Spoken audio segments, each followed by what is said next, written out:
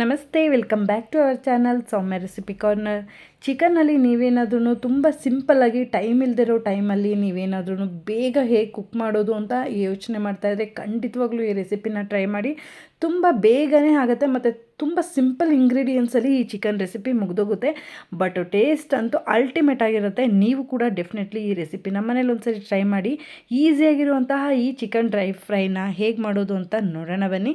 ಮೊದಲಿಗೆ ನಾವು ಈ ಚಿಕನ್ ರೆಸಿಪಿ ಮಾಡಲಿಕ್ಕೋಸ್ಕರ ಚಿಕನ್ನ ನಾವು ಮ್ಯಾರಿನೇಟ್ ಮಾಡಬೇಕಾಗತ್ತೆ. ಅದಕ್ಕೋಸ್ಕರ ನಾನಿಲ್ಲಿ ಅರ್ಧ kg ಚಿಕನ್ನ ತೊಗೊಂಡಿರುವಂತಹದ್ದು ಕ್ಲೀನಾಗಿ ವಾಶ್ ಮಾಡಿ ತೊಗೊಂಡಿದ್ದೀನಿ. ಅದ್ರ ಜೊತೆಗೆ ಇವಾಗ ಮ್ಯಾರಿನೇಟ್ಗೆ ನಾನು 1 ಟೇಬಲ್ ಸ್ಪೂನ್ ಆಗೋಷ್ಟು ಹಸಿಮೆಣ್ಸಿನ್ಕಾಯಿ ಪುಡಿ, ಹಾಗೆ 1 ಟೇಬಲ್ ಸ್ಪೂನ್ ಆಗೋಷ್ಟು ಧನಿಯಾ ಪುಡಿ, ಹಾಗೆ ಅರ್ಧ ಟೇಬಲ್ ಸ್ಪೂನ್ ಆಗೋಷ್ಟು ಗರಂ ಮಸಾಲ, ಜೊತೆಗೆ 1/4 ಟೇಬಲ್ ಸ್ಪೂನ್ ಆಗೋಷ್ಟು ಅರಿಶಿಣ, ಜೊತೆಗೆ ಒಂದು ಅರ್ಧ ಟೇಬಲ್ ಸ್ಪೂನ್ ಆಗೋಷ್ಟು ಪೆಪ್ಪರ್ ಪೌಡರ್ನು ಕೂಡ ನಾನು ಯೂಸ್ ಮಾಡ್ತಾ ಇರುವಂತಹದ್ದು.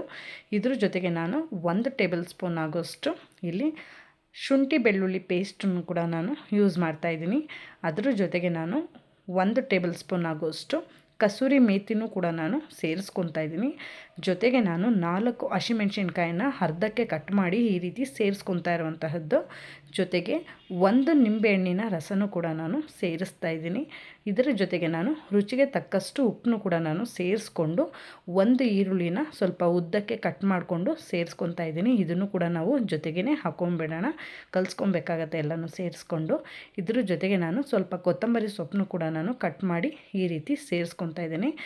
ಇದಾದಮೇಲೆ ನಾನು 1 ರಿಂದ 2 ಟೇಬಲ್ ಸ್ಪೂನ್ ಆಗೋಷ್ಟು ಅಡುಗೆ ಆಯಿಲ್ನ ನಾನು ಇಲ್ಲಿ ಇದಕ್ಕೇ ಸೇರಿಸ್ಕೊತಾ ಇದ್ದೀನಿ. ಇದನ್ನೆಲ್ಲ ಸೇರಿಸ್ಕೊಂಡು ಚೆನ್ನಾಗಿ ಇದನ್ನು ನಾವು ಎಲ್ಲನೂ ಕೂಡ ಮಿಕ್ಸ್ ಮಾಡ್ಕೊಬೇಕಾಗತ್ತೆ. ಚೆನ್ನಾಗಿದು ಮಿಕ್ಸ್ ಮಾಡಿಕೊಂಡು ನಾವು ಮಿನಿಮಮ್ ಇದನ್ನು ಹಾಫ್ ಆನ್ ಅವರ್ ಆದ್ರೂ ಇದನ್ನು ಸ್ವಲ್ಪ ಮ್ಯಾರಿನೇಟ್ ಆಗಲಿಕ್ಕೆ ಬಿಡೋಣ. ಇನ್ನೂ ಟೈಮ್ ಇತ್ತು ಅಂದರೆ ನೀವು 1 ಅವರು ಕೂಡ ಬಿಟ್ಟು ಮಾಡ್ಕೊಬೋದು, ತುಂಬ ಟೇಸ್ಟ್ ಬರುತ್ತೆ.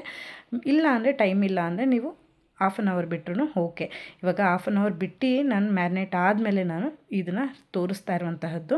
ಈಗ ಚಿಕನ್ ರೆಸಿಪಿ ಮಾಡಲಿಕ್ಕೆ ನಾನು ಒಂದು ಪ್ಯಾನ್ ಇಟ್ಕೊಂಡು 1-2 ಟೇಬಲ್ ಸ್ಪೂನ್ ಆಗೋಷ್ಟು ಆಯಿಲ್ನ ಸೇರಿಸ್ಕೊಂಡು ಮ್ಯಾರಿನೇಟ್ ಆಗಿರುವಂತಹ ಚಿಕನ್ನ ನಾನು ಇವಾಗ ಡೈರೆಕ್ಟಾಗಿ ಸೇರಿಸ್ತಾ ಇದ್ದೀನಿ. ಇದಕ್ಕೆ ನಾವು ಎಕ್ಸ್ಟ್ರಾ ಏನೂ ಹಾಕಬೇಕಾಗಿಲ್ಲ, ಜಸ್ಟ್ ಹೀಗೇ ನಾವು ಇದನ್ನು ತಿರುಗಿಸ್ಕೊಂಡು ಕ್ಲೀನಾಗಿ ಬೇಯಿಸ್ಕೊಬೇಕಾಗತ್ತೆ. ಇದೇ ರೀತಿ ನಾವು ಇದನ್ನು ಕ್ಲೀನಾಗಿ ಈ ರೀತಿಯಾಗಿ ಮಿಕ್ಸ್ ಮಾಡಿಕೊಂಡು ಚೆನ್ನಾಗಿ ಒಂದು 15 ಮಿನಿಟ್ಸ್ ಇದನ್ನು ನಾವು ಕುಕ್ ಮಾಡಿದ್ರೆ ಚಿಕನ್ ನಮಗೆ ರೆಡಿಯಾಗಿರುತ್ತೆ. ಇದನ್ನು ನಾನಿವಾಗ ಒಂದು ಲಿಡ್ನು ಕೂಡ ಕ್ಲೋಸ್ ಮಾಡಿಕೊಂಡು ಚೆನ್ನಾಗಿ ಇದನ್ನು ಬೇಯಿಸ್ಕೊತಾ ಇದ್ದೀನಿ. ಇವಾಗ ನೀವು ನೋಡ್ಬೋದು ಚಿಕನ್ ಎಲ್ಲವೂ ಕೂಡ ಕ್ಲೀನಾಗಿ ನೀರು ಬಿಡಲಿಕ್ಕೆ ಸ್ಟಾರ್ಟ್ ಆಗಿದೆ.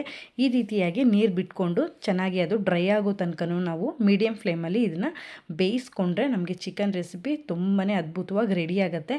ಹಾಗೆ ಇದನ್ನು ನಾವು ಚಪಾತಿ ಹಾಗೆ ಅನ್ನ ರಸಮ್ಗೆ ಜೊತೆಗೆ ನಾವು ದಾಲ್ಗೂ ಕೂಡ ಇದನ್ನು ಒಳ್ಳೆ ಕಾಂಬಿನೇಷನ್ನಾಗಿ ಯೂಸ್ ಮಾಡ್ಕೊಬೋದು. ತುಂಬಾ ಟೇಸ್ಟಿಯಾಗಿ ಬರುತ್ತೆ.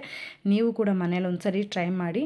ಹಾಗೆ ಇದನ್ನು ನಾವು ಸೈಡ್ ಡಿಶ್ಶಾಗೂ ಕೂಡ ನಾವು ಇದನ್ನು ಯೂಸ್ ಮಾಡ್ಬೋದು. ತುಂಬ ಟೇಸ್ಟ್ ಚೆನ್ನಾಗಿ ಬರುತ್ತೆ. ನೀವು ಕೂಡ ಇಷ್ಟು ಸಿಂಪಲ್ ಆಗಿರುವಂತಹ ರೆಸಿಪಿನ ನೀವು ಕೂಡ ಒಂದ್ಸರಿ ಮನೇಲಿ ಟ್ರೈ ಮಾಡಿ. ಇದನ್ನು ಇವಾಗ ನೀವು ನೋಡ್ತಾ ಇರ್ಬೋದು ಚಿಕನ್ ಎಲ್ಲ ಚೆನ್ನಾಗಿ ಡ್ರೈ ಆಗಿ ಎಣ್ಣೆನೂ ಕೂಡ ಎಲ್ಲ ಬಿಟ್ಕೊಂಡು ಬರಲಿಕ್ಕೆ ಶುರುವಾಗಿದೆ. ಈ ಥರ ಆದಾಗ ನಮಗೆ ಚಿಕನ್ನು ಬೆಂದಿದೆ ಅಂತ ಹೇಳಿ ಅರ್ಥ. ಇವಾಗ ನಾನು ಇದಕ್ಕೆ ಕೊನೆಯದಾಗಿ ಸ್ವಲ್ಪ ಕೊತ್ತಂಬರಿ ಸೊಪ್ಪನ್ನ ಹಾಕ್ಕೊಂಡ್ರೆ ತುಂಬಾ ಟೇಸ್ಟಿಯಾಗಿರುವಂತಹ ಚಿಕನ್ ರೆಸಿಪಿ ನಮಗೆ ರೆಡಿಯಾಗಿರುತ್ತೆ. ನೀವೇ ನೋಡಿದ್ದೀರಾ ತುಂಬಾ ಕಡಿಮೆ ಇಂಗ್ರೀಡಿಯೆಂಟ್ಸಲ್ಲಿ ತುಂಬ ಟೇಸ್ಟಿಯಾಗಿ ಹೇಗೆ ಮಾಡ್ಕೊಬೋದು ಅಂತ ಚಿಕನ್ ರೆಸಿಪಿನ ನಾನು ಈ ವಿಡಿಯೋದಲ್ಲಿ ತೋರಿಸಿದ್ದೀನಿ. ಇದೇ ರೀತಿಯಾದಂತಹ ರೆಸಿಪಿಗೋಸ್ಕರ ನನ್ನ ಚಾನಲ್ನ ಮರೀದೇನೆ ಸಬ್ಸ್ಕ್ರೈಬ್ ಮಾಡ್ಕೊಳ್ಳಿ. ಸಿಂಪಲ್ ಆ್ಯಂಡ್ ಟೇಸ್ಟಿ ರೆಸಿಪಿಗಳನ್ನ ನಾನು ಈಸಿಯಾಗಿ ಯಾವ ರೀತಿ ಮಾಡ್ಕೊಬೋದು ಅಂತ ಹೇಳಿ ನಾನು ಈ ಚಾನಲಲ್ಲಿ ಪೋಸ್ಟ್ ಮಾಡ್ತಾ ಇರ್ತೀನಿ. ಹಾಗೆ ಯಾರೆಲ್ಲ ನನ್ನ ಚಾನಲ್ನ ಸಬ್ಸ್ಕ್ರೈಬ್ ಮಾಡ್ಕೊಂಡು ನೋಡ್ತಾ ಇದ್ದೀರಾ, ಥ್ಯಾಂಕ್ ಯು ಸೋ ಮಚ್. ಹಾಗೆ ಸಬ್ಸ್ಕ್ರೈಬ್ ಮಾಡ್ಕೊಂಡಿಲ್ಲ ಅಂದರೆ ಖಂಡಿತವಾಗ್ಲೂ ಈ ಕೂಡಲೇ ಸಬ್ಸ್ಕ್ರೈಬ್ ಮಾಡ್ಕೊಳ್ಳಿ.